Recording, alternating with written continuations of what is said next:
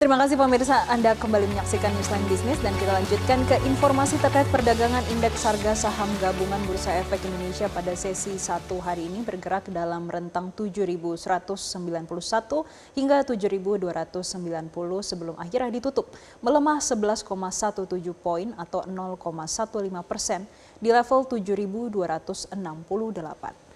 Berdasarkan data Bursa Efek Indonesia, total 16,6 miliar saham diperdagangkan pada sesi 1 dengan nilai mencapai 8,84 triliun rupiah.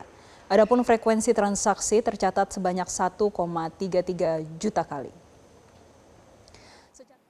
Sebanyak 275 saham menguat, sementara 360 saham melemah dan 173 saham stagnan. Mayoritas sektor perdagangan melemah dengan koreksi paling dalam dicatat oleh sektor finansial, teknologi, dan properti.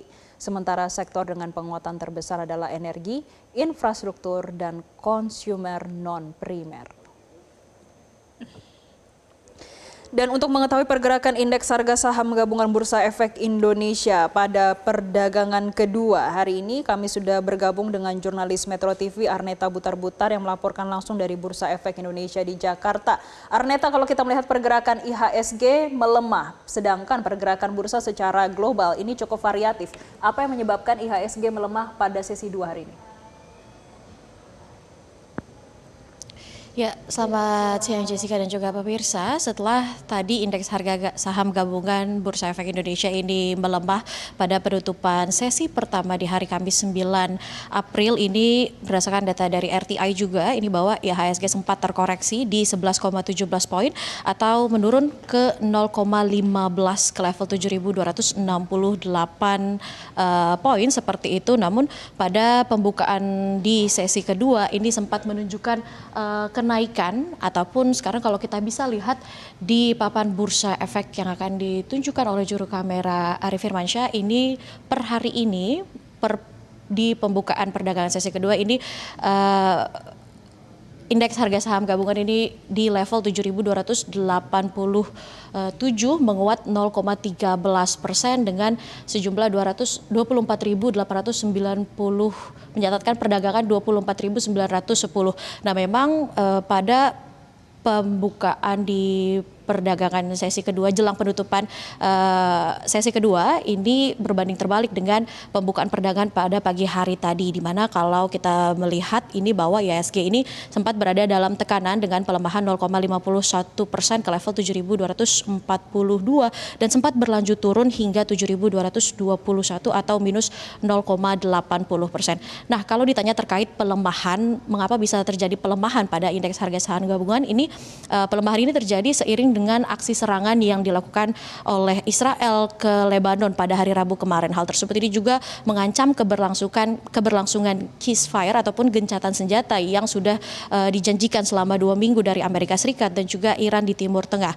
Dan sebelumnya hal ini juga ini berpengaruh terhadap pergerakan saham baik pun secara global maupun secara domestik seperti itu. Nah, kalau kita lihat pergerakan saham pada pertengahan hari tadi ini didominasi oleh tren yang negatif, di mana sebanyak 360 saham ini melemah serta 275 saham lainnya ini menguat dan 173 saham lainnya ini juga mendatar. Tadi juga hingga jeda makan siang ini IHSG juga sudah membukukan nilai transaksi sebesar 8,84 triliun, di mana hal tersebut ini diperoleh dari adanya perdagangan sebesar 16,63 miliar lembar saham dengan frekuensi sebanyak 1.334 kali.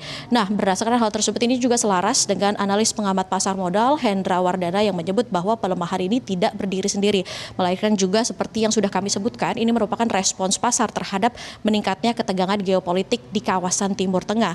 Terlebih dengan pernyataan Gedung Putih yang menegaskan bahwa Lebanon ini juga tidak termasuk dalam kesepakatan gencatan senjata antara Amerika Serikat dan juga Iran, yang hal tersebut memicu kekhawatiran baru di kalangan investor global. Apalagi sebelumnya juga pernyataan Presiden Donald Trump juga mengaitkan situasi tersebut ini dengan keberadaan kelompok Hizbullah serta potensi penanganan terpisah terhadap Lebanon ini juga semakin memperbesar ketidakpastian di investor di pasar global.